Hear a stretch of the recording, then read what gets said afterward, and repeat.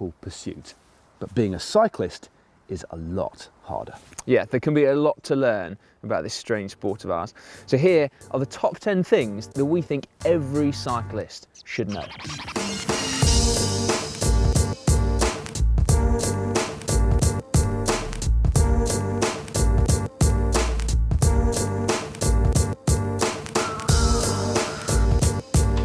When you first hear this one, it's definitely one of those really moments. Don't wear underpants underneath your cycling shorts. Really? Yeah, definitely. Cycling shorts are designed to be worn close to your skin. There's no seams, so they won't chafe. They're often antibacterial, and arguably most importantly, there's no VPL. That's visible panty line. Cheers, Simon. That's right, I'd like to contribute when I can.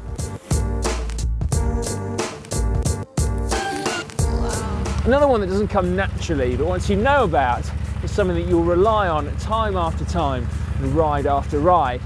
If you're out the door for longer than 90 minutes, you will feel so much better and get more out of your ride if you consume carbohydrates as you're pedaling along.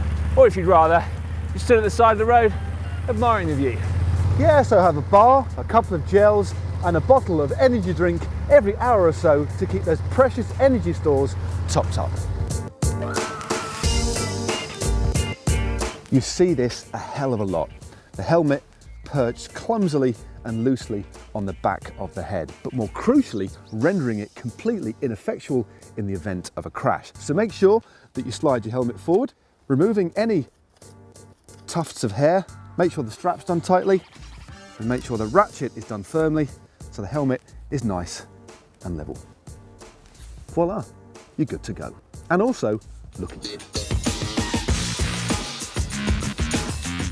Clean bikes look better, feel better, and work better than dirty bikes. It's pretty much a fact. You can spend thousands on a bike, but if you don't look after it, it will feel like crap. And similarly, cheaper bikes too will need a similar level of TLC. It'll all put a spring in your step. I tell you what, Si, that is one clean bike.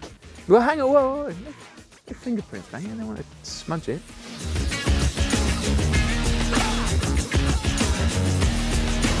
What? Sounds a little bit random. Well, yeah, it is, but hear me out.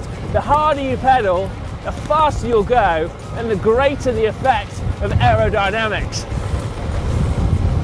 So, if you want to go fast, get aero. So it means bending your elbows, leaning forward, and tucking your head in. And pretty soon, it'll become second nature. When we get nervous on our bikes, generally the first thing we'll do is grab a handful of brakes. But unfortunately, this is very often the absolute worst thing you can do, and nowhere is that more apparent than when cornering. So the trick is to enter a turn at a speed where you know you don't have to slow down mid-corner, because at that point your tyres are already going to be struggling for traction. Now, of course, there are going to be occasions where you do need to slow down mid-turn, but in those instances, the trick is to just do it as gradually as you possibly can. One of the best things about cycling is that you can share the workload with other riders. In fact, if you sit close enough to the back wheel of the rider in front, you can save up to 30% of the effort. 30%! How much? 30%! 30, crikey. Now, even if you're really tired and your riding buddy is sat 20 metres ahead of you, if you close that gap and get on their wheel, you will make life so much easier on yourself. 30% easier, that's 30%, Simon. How much, mate? 30! 30, crikey. I can't believe you haven't said that on Gcn before. 30% easier. That's right, set aside those childhood fears when you went sailing serenely over the handlebars after grabbing too much front brake, because when it comes to slowing down, the front brake is far more effective than the back brake. Now, that said, you must always use both brakes when cornering, as I am now, but definitely favour the front.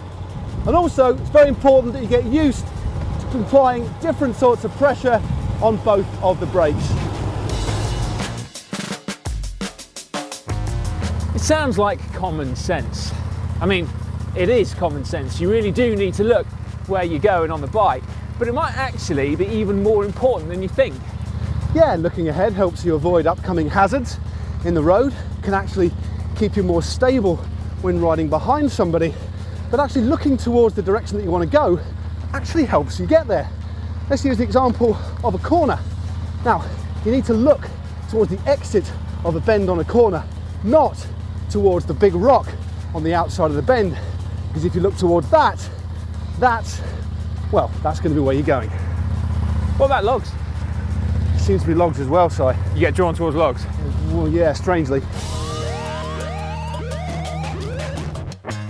Believe it or not, your bike isn't actually out to get you. I mean, cycling can be dangerous, but day to day there isn't anything to be scared of, so try to relax when you're cycling. It'll make it more enjoyable, and it will actually make you ride better as well. It's easier said than done though, and we do understand. So to help you get there, we recommend that you ride more. That will certainly help. Try and practice the things that make you anxious, and believe it or not, actually try and slow down. That'll help you relax, and then you can gradually pick up the speed as you get increasingly more comfortable. Yeah, so there we go then, a snapshot of some of the most important things that every cyclist should know. And for more tip-based skills, how about clicking just up here for cornering and just down here for slipstream. Yeah, and to subscribe to GCN, because every cyclist knows that really you should do that as well. Just click on the GCN logo, which is going to be there, possibly.